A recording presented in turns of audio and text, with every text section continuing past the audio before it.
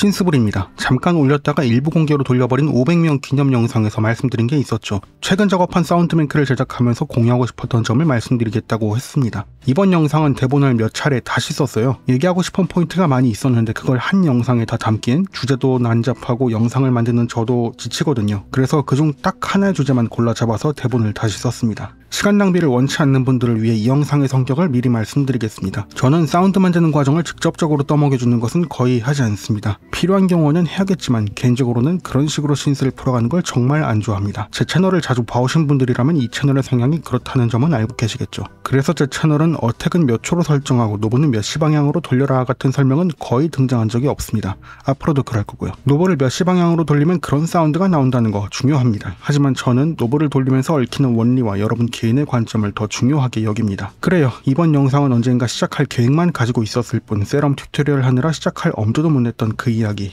하지만 지금에서야 타이밍이 맞아서 시작하는 관점 얘기를 해보겠습니다. 이 영상은 튜토리얼도 아니고 신스 리뷰도 아닙니다. 어떤 관점으로 신디사이징을 했는지 저의 노하우나 과정을 얘기합니다. 0.5천명을 넘긴 기념으로 최근 작업했던 사운드에 대해서 얘기해볼게요. 오래전부터 저를 알고 계시던 분은 아시겠지만 저는 10년 가까이 사운드뱅크를 제작해왔고요. 이제는 저의 주관을 소심하게 주장해도 되는 수준의 겨우 턱걸이를 하게 되었지 않나 싶습니다. 최근엔 아투리아를 통해 출시할 사운드뱅크를 작업했습니다. 신디사이저는 피그먼츠고요. 사운드뱅크는 내년 봄에 출시된다는데 이름은 그쪽에서 정해주는 거라 저도 이름은 모릅니다. 제 사운드뱅크가 출시되어도 이 채널에선 어떠한 언급도 없을 예정이고 앞으로도 그럴 예정입니다. 다만 그 사운드뱅크를 작업하면서 기억에 남는 포인트라면 당연히 있죠. 그 점을 얘기해보겠습니다. 요즘 신디사이저는 공통점이 참 많습니다. 여기에서 배운 거 저기에서 그대로 써먹어도 조작하는 느낌부터 UI이며 아웃풋까지 거의 구분하기 힘들 정도입니다. 신디사이저 원리가 어디 도망가는 게 아니니 이는 자연스러운 현상입니다. 다만 달리 말하면 별다른 철학 없이 개발된 신디사이저가 너무 많다는 뜻이기도 합니다. 굳이 신디사이저뿐만이 아니라 이펙터도 마찬가지입니다. 별다른 철학 없이 스킨만 바꿔서 새 플러그인이라고 만들어 파는 경우 너무 많습니다. 저는 신디사이징하는 과정이나 아웃풋 같은 것이 구리다고 하더라도 개발 철학이 엿보이는 신디사이저라면 좋아합니다. 몇 개월 전에 리뷰했던 레이블레스터가 딱 그런 신디사이저였고요. 하지만 아이러니하게도 오늘 등장할 피그먼츠는 그 철학이 대단히 얕아 보였습니다. 아투리아는 그동안 아날로그 복각 플러그인을 많이 만들어왔죠. 그런 스타일의 플러그인만 만들어온 개발사가 매시브 세럼 같은 오리지널 소프트웨어 신스를 어설프게 흉내내려다가 격추당할 것 같은 폼이 대단히 많이 보였습니다. 근데 그건 피그먼츠 최초 버전일 때 얘기고요. 지금은 무려 3.7 버전까지 업데이트되어서 사정이 많이 달라졌죠.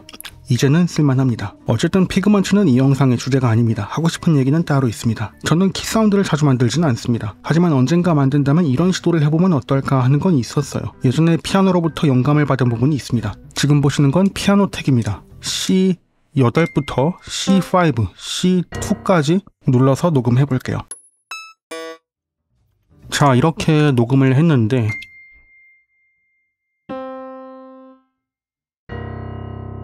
이제는 음정을 C5 기준으로 맞춰서 다시 들어보겠습니다.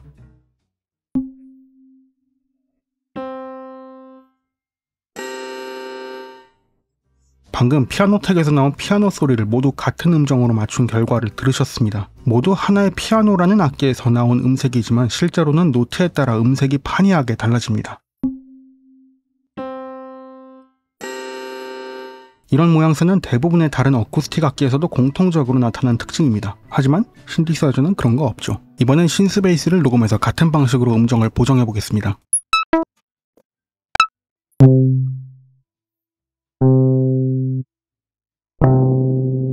피치를 큰 폭으로 후보정했기 때문에 손상이 되긴 했지만 배운 구조는 동일한 점을 확인할 수 있습니다. 어떤 프리셋이든 마찬가지겠지만 특히 키사운드는 어떤 음역에서 어떤 캐릭터를 형성할 건지까지 신경 써서 디자인해야 합니다. 잘 만들어진 신스키라면 이 정도 재현이 있는 사례는 많이 찾을 수 있습니다. 오실레이터 대충 그럴싸한 거 고르고 앰빌럼 몇 개 연결해서 이게 키사운드다 라고 얘기한다면 그건 초보자 수준의 얘기입니다. 더 나아가서 팔리는 프리셋을 제대로 만들고자 한다면 모든 음역대의 키와 모든 매크로 노브를 돌렸을 때 볼륨 상황까지 신경 써야 베스트죠.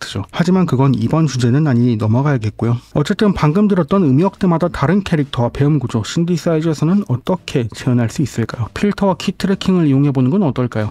아니죠. 그 방법으로는 불가능합니다. 음역대마다 원래의 배음 구조 그 자체가 달라야만 재현할 수 있습니다. 이번 아투리아의 사운드뱅크를 만들면서 이런 점을 이야기해야겠다 생각한 이유는 피그먼츠가 그런 점을 재현하기 쉽기 때문입니다. 물론 하필이면 피그먼츠를 작업할 때 키사운드를 만들었다라는 개인적인 이유도 있습니다. 고려해야 할 키포인트는 이겁니다. 필터로 배음을 빼는 것만으로는 우리가 원하는 고음에서는 배음이 적지만 저음으로 갈수록 배음이 빽빽해지고 음색마저 달라지는 그런 연출을 해낼 수 없습니다. 그래서 일단 적은 배음을 가지고 신디사이징을 시작합니다. 그렇게 시작점을 잡고 저음으로 갈수록 더 많은 배음 그리고 다른 음색이 될 수 있도록 오실레이터 그 자체를 바꿔줘야겠죠. 자, 이제 피그먼트 등판했습니다. 앰빌럽은 키 사운드스럽게 설정해주고 피그먼트의 특장점인 이 하모닉 엔진 적절하게 배음을 깎아주었습니다. 그리고 가장 중요한 키포인트는 이 키보드 모듈레이터를 통해서 낮은 음에서 FM을 더 강하게 먹이게 만들면 됩니다. 그렇게 하면 고음에서는 적은 배음으로 시작하지만 저음으로 갈수록 피아노에서 들었던 그 빽빽한 동시에 다른 음색을 재현할 수 있게 됩니다.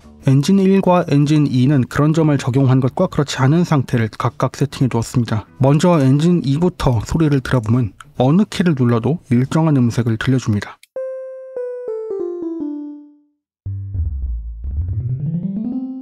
이 설정이 나쁜 설정이라고 말씀드리려는 게 아닙니다. 단지 이 상황은 이 영상의 의도가 아니라는 거죠. 이제 엔진 1입니다. 보시다시피 키보드 모듈레이터를 통해 FM 변조량을 바꿔주고 있습니다. 저음을 누르면 변조량이 올라가지만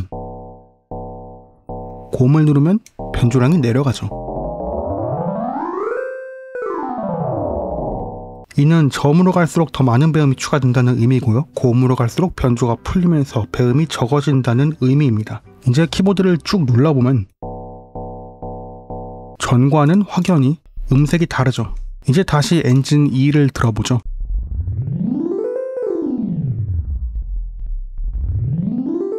어쿠스틱 피아노의 특징을 재현하겠다는 점은 제외하더라도 또 다른 문제가 있죠. 저음에서의 존재감이 지나치게 적다는 겁니다.